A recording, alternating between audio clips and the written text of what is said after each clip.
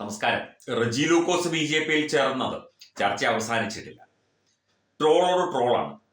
ഒരു രാഷ്ട്രീയ നിരീക്ഷകൻ അല്ലെങ്കിൽ ഒരു ഇടത് നിരീക്ഷകനായിരുന്ന വ്യക്തിക്ക് കിട്ടാവുന്നതിന്റെ മാക്സിമം പബ്ലിസിറ്റി നെഗറ്റീവായിട്ടും പോസിറ്റീവായിട്ടും റജി ലൂക്കോസിന് കിട്ടി. ഞാൻ ഇന്നലെ രാത്രി അദ്ദേഹത്തെ വിളിച്ചിട്ടുണ്ടായിരുന്നു. എൻ്റെ സുഹൃത്തും എൻ്റെ നാട്ടുകാരനുമാണ് റജി ലൂക്കോസ്. അദ്ദേഹം തിരക്കിലായിരുന്നു. ഇന്ന് വിളിക്കാം എന്ന് പറഞ്ഞു, ഇതുവരെ വിളിച്ചില്ല. ഞാൻ പിന്നീട് വിളിച്ച് അദ്ദേഹത്തിന്റെ സുദീർഘമായ ഒരു ഇന്റർവ്യൂയോ കാര്യങ്ങളോ തീർച്ചയായിട്ടും DNA പ്രേക്ഷകർക്ക് വേണ്ടി ഞങ്ങൾ സംപ്രേഷണം ചെയ്യും. എന്തൊക്കെയായാലും ശരി, അദ്ദേഹത്തിന് കിട്ടാവുന്നതിന്റെ മാക്സിമം പബ്ലിസിറ്റി ഏതാണ്ട് ഒരു 24 മണിക്കൂർ കൊണ്ട് കിട്ടിക്കഴിഞ്ഞു എന്നതാണ് യാഥാർത്ഥ്യം. ഇദ്ദേഹത്തെ കുറിച്ച് CPM നേതാക്കൾ ഒക്കെ തന്നെ പറയുന്ന പല കാര്യങ്ങളും കേൾക്കുമ്പോൾ സത്യം പറഞ്ഞാൽ ചിരിയൊക്കെ വരുന്നത്. ഇദ്ദേഹത്തിനെതിരെ വലിയ പരാതി ഉണ്ടായിരുന്നു. ഇദ്ദേഹം വലിയ പ്രശ്നക്കാരനായിരുന്നു.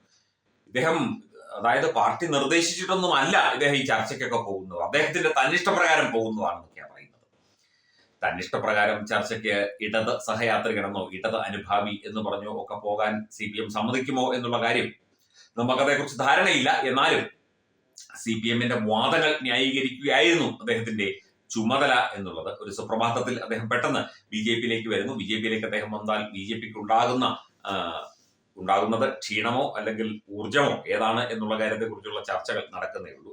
ഈ ചാനൽ ചർച്ചകളിലൊക്കെ ഇരുന്ന് യാതൊരു നിലവാരവുമില്ലാതെ കിടന്ന് ന്യായീകരിച്ച് മെഴുകുന്ന ഒരു അനിൽകുമാർ എന്ന് പറയുന്ന ഒരാളുണ്ട്. അനിൽകുമാർ എന്റെ നാട്ടുകാരനാണ്, കോട്ടയംകാരനാണ്, എന്റെ അടുത്ത സുഹൃത്തുമാണ് കേട്ടോ.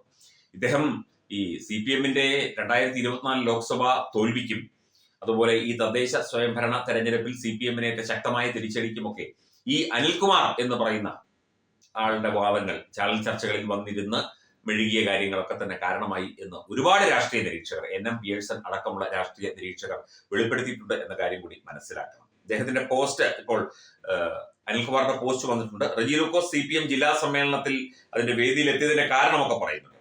റജി ലൂക്കോസ് ഇപ്പോൾ CPM-ന്റെ ഒരു ഘടകത്തിലും അംഗമല്ല. ശരിയായിരിക്കാം.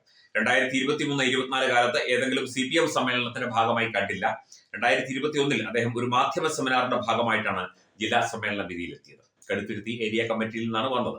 മാധ്യമ സെമിനാറിന്റെ ഭാഗം ഒരു പാർട്ടി അംഗം ലോക്സഭാ തെരഞ്ഞെടുപ്പിലോ തദ്ദേശ തെരഞ്ഞെടുപ്പിലോ പങ്കെടുക്കാതെ വരുന്നു. അദ്ദേഹം എല്ലാ തരത്തിലുള്ള പ്രചരണങ്ങൾക്കും അതുപോലെയുള്ള ഓൺലൈൻ അടക്കമുള്ള പ്രചരണങ്ങൾക്കും കൂലി എഴുത്തിനും ഒക്കെ തന്നെ പോയിരുന്നു.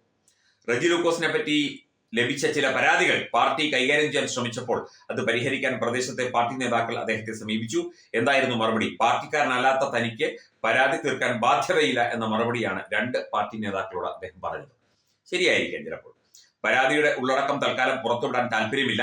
ചാനൽ ചർച്ചകളിൽ സജീവമായ ഇടത് സഹയാത്രികൻ റജി ലൂക്കോസ് BJP-യിൽ ചേർന്നതോടെ സോഷ്യൽ മീഡിയയിൽ ട്രോളുകൾ നിറയുകയാണ്. റജി ലൂക്കോസിന്റെ തന്നെ പഴയ പോസ്റ്റുകളും BJP നേതാക്കൾക്കെതിരായ കമന്റുകളും കുത്തിപ്പോക്കുന്ന തിരക്കിലാണ് ട്രോളന്മാർ.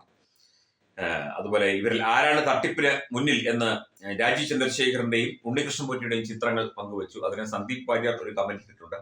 അതായത് രാജീവ് ചന്ദ്രശേഖറാണ് വലിയ തട്ടിപ്പുകാരൻ, അതുകൊണ്ട് റജി ലൂക്കോസ് അദ്ദേഹത്തോടൊപ്പം ചേർന്നു എന്നൊക്കെ പറഞ്ഞു. എന്തൊക്കെയായാലും ശരി, ഇത് ഞാൻ ഇന്നലെ പറഞ്ഞതുപോലെ ഇതൊരു വെറും സമൂഹ മാധ്യമങ്ങളിലുമുള്ള ഒരു താൽക്കാലിക ടൈം ഫില്ലർ ചർച്ചകൾ അല്ലാതെ ഇതൊരു തരത്തിലും കേരള രാഷ്ട്രീയത്തെയോ CPM-ന്റെ രാഷ്ട്രീയത്തെയോ കോൺഗ്രസിന്റെയോ BJP-യുടെ രാഷ്ട്രീയത്തെയോ ഒന്നും ബാധിക്കില്ല.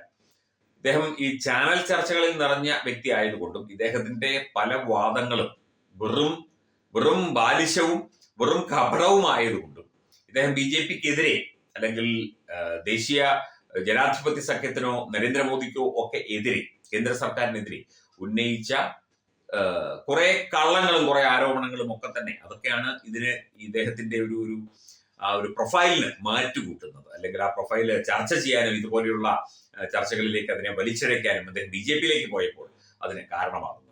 എന്തൊക്കെയായാലും ശരി, അദ്ദേഹം BJP-യിൽ ചേർന്നു. BJP-ക്ക് വേണ്ടി ആത്മാർത്ഥമായി പ്രവർത്തിക്കുമായിരിക്കും. BJP-യിലേക്ക് ആര് വരുന്നു ആര് പോകുന്നു എന്നതിനെ കുറിച്ച് നമുക്ക് മാധ്യമപ്രവർത്തകർക്ക് അന്വേഷിക്കേണ്ട കാര്യമൊന്നുമില്ല. പിന്നെ BJP-ക്ക് പണിയാകുന്ന അവസ്ഥയിലേക്ക് നേരത്തെ കുറെ ആളുകൾ ഉണ്ടായിരുന്നു. ടോം വടക്കൻ, അദ്ദേഹത്തെ ഒന്നും കാണാനേ ഇല്ല. അതുപോലെ പത്മജ വേണുഗോപാൽ പറയുന്നുണ്ട് 51 വെട്ട് ടീമിന്റെ കയ്യിൽ നിന്നാണ് ഇറങ്ങി വന്നത് എന്ന്. ഇനിയിപ്പോ റജി ലൂക്കോസിനെ 51 വെട്ട് വെട്ടുമോ എന്നും നമുക്കറിയില്ല. അതിനുള്ള ആ ഒരു അത്രയും പവർഫുള്ളായ ഒരു പാർട്ടി പാർട്ടി സെറ്റപ്പ് ഒന്നുമല്ല, അല്ലെങ്കിൽ പാർട്ടി വ്യക്തിത്വമൊന്നുമല്ല റജി ലൂക്കോസ് എന്ന് നമുക്ക് എല്ലാവർക്കും അറിയാം. എന്തായാലും അനിൽകുമാറിന്റെ തൂറിമെഴുകൽ ന്യായീകരണങ്ങളെക്കാളും കുറച്ചുകൂടി നിലവാരമുണ്ടായിരുന്നു റജി ലൂക്കോസിന്റെ ന്യായീകരണങ്ങൾക്ക് എന്ന് തോന്നുന്നു. കാരണം അനിൽകുമാർ പാർട്ടിക്കാരനാണ്, പാർട്ടി മെമ്പറാണ്, ജില്ലാ കമ്മിറ്റി അംഗമാണ്. അതുപോലെ ഏറ്റവും ശക്തനായ കോട്ടയത്തെ CPM-ന്റെ ഒരു മുഖമാണ്. പിണറായി വിജയൻ സ്വന്തം ആളാണ്. അത്രയൊന്നും മെഴുകൽ റെജി ലൂക്കോസ് നടത്തിയിട്ടുണ്ട് എന്ന് തോന്നുന്നില്ല.